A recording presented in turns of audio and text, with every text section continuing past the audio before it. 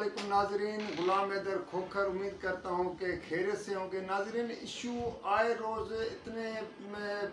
हो जाते हैं कि सोचते हैं कि किस चीज़ पे आप लोगों से बातें शेयर करें, क्या क्या बातें आपको बताएं, क्या अपनी वीडियोस में चीज़ें रखें। अब जो साबका हुकूमत PTM की 13 जमातों की हुकूमत को अभी ख़त्म हुए 1 हफ़्ता भी नहीं हुआ है और बाज़ाब्ता तौर पर निगरान हुकूमत आज जब मैं आपसे वीडियो मैं ये शेयर कर रहा हूँ तो बाज़ाब्ता तौर पे पहला काकड़ निगरान वज़ीर आज़म जो है अनवार हक, उसकी सरबराही में कैबिनेट का निगरान कैबिनेट का पहला तारफी इजलास ही समझें आप कि उसका हुआ है। तो मैं आज से निगरान हुकूमत ने अपनी मामलात और उसको हुकूमती हवाले से शुरू कर दिए हैं। और इलेक्शन कमीशन ने एक दिन पहले आपको पता है कि उस अपने इजलास के बाद ये अनाउंस कर दिया, ऐलान कर दिया कि 90 रोज़ में तो इंतखाबात हम नहीं कराएंगे, क्योंकि उन लोगों ने अपना एक जवाब पेश किया है कि CCI का जो इजलास था उसमें जो सेंसस के जो मरदमशुमारी के मुताबिक अब नए सिर से हल्का बंदियाँ करानी है तो उसके लिए टाइम चाहिए। ज़ाहिर है, फिर वो जो पहले भी हम आपको बता चुके हैं कि 3 से 4 माह से उससे भी ज़्यादा लग सकते हैं।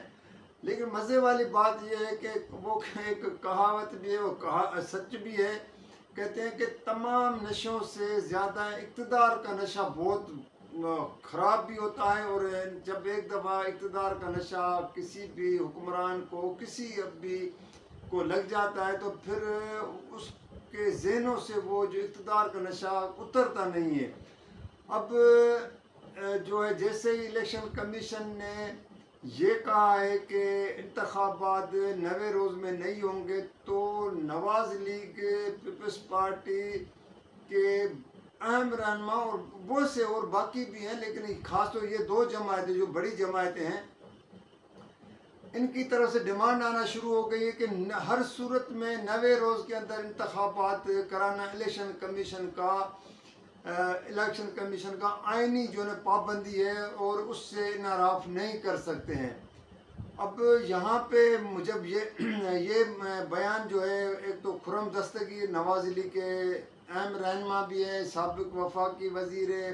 पीपल्स पार्टी की शाजिया मरी जो बेनज़ीर इनकम सपोर्ट की चेयरपर्सन वफाकी वज़ीर थी और अहम रहनुमा भी है, इंफॉर्मेशन भी उसके पास है जो पार्टी का उहदा। इनका बयान आता है कि जी हमें हर सूरत में हम ये डिमांड करते हैं कि इंतखाबात होने चाहिए 90 दिनों के अंदर, क्योंकि आइन में ये लिखा है। अब अगर इनसे ये सवाल करना चाहिए और पूछना भी चाहिए, ये सिर्फ मैं नहीं कह रहा हूँ, ये अवामी राय भी है, आपका भी ये राइट बनता है कि जब इमरान खान ने अपनी 2 सूबाई असम्बलियाँ पंजाब और खैबर पख्तूनख्वा को तहलील कराया था, हुकूमतें ख़त्म कराई थी, तो उस वक्त इन्हीं पार्टी के रहनुमा यही कहते थे कि आइन में ऐसी कोई वो नहीं है कि जी 90 रोज़ से भी आगे इंतखाबात जा सकते हो, 90 रोज़ में नहीं कराएंगे। फिर आपने देखा कि किस तरह इन्हीं पार्टियों ने, बल्कि ये हुकूमत जो 13 जमातों को उस वक्त सुप्रीम कोर्ट ने, मुल्की आला अदलिया ने कहा कि आप इलेक्शन कमीशन को कहा कि आप इलेक्शन कराएं। इलेक्शन कमीशन को फंड्स के हवाले से वजारत ख़जाना को कहा गया, स्टेट बैंक को कहा गया, वजारत दाखिला को कहा गया कि सिक्योरिटी फराहम कर। सब ने हाथ खड़े कर दिए थे कि हमारे कोई करे, वजारत ख़जाना वाला कह रहे थे, सागदार दीगर के हमारे पास पैसे नहीं है, फंड्स नहीं है। वजारत दाखिला के उस वक्त के वज़ीर राना सनाउल्लाह और वजारत डिफेंस की तरफ से कहा गया कि हमारे पास फोर्सेस नहीं है, फ़ौजें हमारे पास है ही नहीं इलेक्शन के लिए। अब यहाँ पे इनको सबको आइन भी याद आ गया है, कानून भी याद आ गया है, 90 रोज़ भी याद आ गए हैं। अब इस बारे में तो बातें तो बहुत हो सकती है। मसलन मैं पहले तो ये है कि पीपल्स पार्टी वालों से सवाल पूछना चाहिए कि अगर आप नवे रोज़ की बात करते हैं, आपको पता था कि अगर सेंसस के मुताबिक, नए सेंसस के जो मरदमशुमारी के मुताबिक हल्का बंदियाँ करानी है तो फिर तो इंतखाबा नहीं हो सकते हैं। तो उस वक्त CCI के इजलास में पीपल्स पार्टी ने क्यों नहीं उसकी मुखालफत की, और वज़ीर अल हसन से मुराद अली शाह उस वक्त जब थे तो उस वक्त उसने वो उस CCI में वोट क्यों दिया, उसके हक में क्यों दिया? कम से कम वो उसकी मुखालफत करते, वोट नहीं करते तो एक बात बनती। अब अगर आप ये कहें कि जी हमने तो नवे रोज़ में इंतखाबात करें, तो खदशा ये जो असल में जो खदशा ये ज़ाहिर किया जा रहा है, जो हमारे सोर्सेज भी हैं जिनसे बात तो होती रहती है, कि इन सियासतदानों को इस बात का खदशा है कि नवे रोज़ से तो आगे जाएंगे इंतखाबात अगले साल 24 में जब जाते हैं। अब 24 के कौन से महीने में होते हैं, कब होते हैं, लेकिन जो खदशा जाहिर किया जा रहा है कि हो सकता है कि बाज़ वज़रा के, साबिक वज़रा के जो है ना फाइलें खुल जाएं, इस तरह की भी बातें आ रही हैं। कहते हैं कि इस मरतबा जो बातें हो रही हैं कि सिर्फ ये नहीं होगा कि एक पार्टी को चलो उसको 9 मई के वाक़यात के बाद जिस तरह उसको पकड़ा गया, उनके लोगों को या उनकी क़यादत जिस तरह वो एक तोशाखाना केस में नायल हुई है, और बाकी भी उनके पार्टी के रहनुमा जेल में है, कुछ जो जेल से निकलते हैं प्रेस कॉन्फ्रेंस जो कर रहे थे या कर चुके हैं तो उनको केसेस भी ख़त्म हो गए। लेकिन अब जो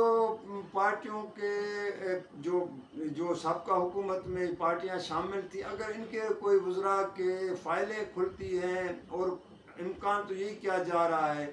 तो फिर ये इनको खदशा उस बात का है कि कल ऐसा न हो कि कोई इस तरह के हालात हमारे ख़िलाफ़ न पैदा हो जाए। इसलिए ये अब नवे रोज़ की बात करते हैं। तो नवे रोज़ तो आपको भी पता, अब तो पाकिस्तान के बच्चे को भी पता होता है कि नवे रोज़ में कुछ नहीं होगा। नवे रोज़ के आगे भी आप जाएं और आगे देखें कि क्या होता है। अब बहुत से तो निकल जाएंगे, अपने गैर मुल्की दौरों पे चले जाएंगे, कुछ दुबई शुबई और कहीं कोई लंदन भी जाने की तैयारियां हो रही हैं। तो नाज़रीन, एक तो ये था। दूसरा ये जो है जो मेरी इंफॉर्मेशन है और मैंने ये कलेक्ट भी किया है कि जो निगरान वजारतों में सबसे इम्पॉर्टेंट एक एजुकेशन वजारत बहुत बड़ी होती है, आपको पता है। और सिंध से निगरान वज़ीर जिसको हैदराबाद से जिसका ताल्लुक़ है, मदद अली सिंधी, उसके लिए बड़ा चैलेंज है कि साबका हुकूमत जाते जाते उसके उस वक्त के वज़ीर थे राना तनवीर, जिस तरह कहा जा रहा है कि 500 लोगों को वो फेडरल डायरेक्टरेट एजुकेशन में भर्ती करा के गए और उसकी हिदायतें थी, और जिस तरह वो लोगों को भर्ती किया गया है, मनपसंद लोगों को भर्ती किया है। तो आया अब निगरान जो एजुकेशन मिनिस्टर हैं मदद अली सिंधी, अब वो क्या उसको ये चैलेंज है, क्या उसकी इंक्वायरी कराएंगे, क्या करेंगे और ये पता लगाएंगे कि अगर ये भर्तियाँ हुई भी, और ये भी बाद में हुई हैं, वो हुकूमत ख़त्म हो चुकी है, निगरान वज़ीर आज़म भी आ चुका था, और कहते हैं ऑफर आर्डर अभी भी निकल रहे हैं। अभी आज भी मेरी वहाँ पे किसी अपने सोर्सेज से बात हो रही थी, ज़राए से, तो वो कह रहे थे अभी भी आर्डर दिए जा रहे हैं लोगों को कि वो जाके अपने मेडिकल कराएं और फिर आके वो जो है ज्वाइनिंग करें। तो ये चैलेंज है इनके लिए, और इस तरह दूसरे मिनिस्टर्स के लिए भी बहुत बड़ी चैलेंजेस भी होंगे, और बहुत से चीज़ें जो है ना अब सामने आने वाली है। लेकिन अब देखना है, क्योंकि ये चीज़ें आस्ते आस्ते, आपको पता है, वो जब निकलती हैं तो फिर